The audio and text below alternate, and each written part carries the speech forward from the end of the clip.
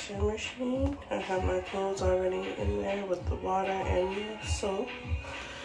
I'm gonna close the top, press power, and then I'm gonna start off with the water level, which I have it filled to 8 liters.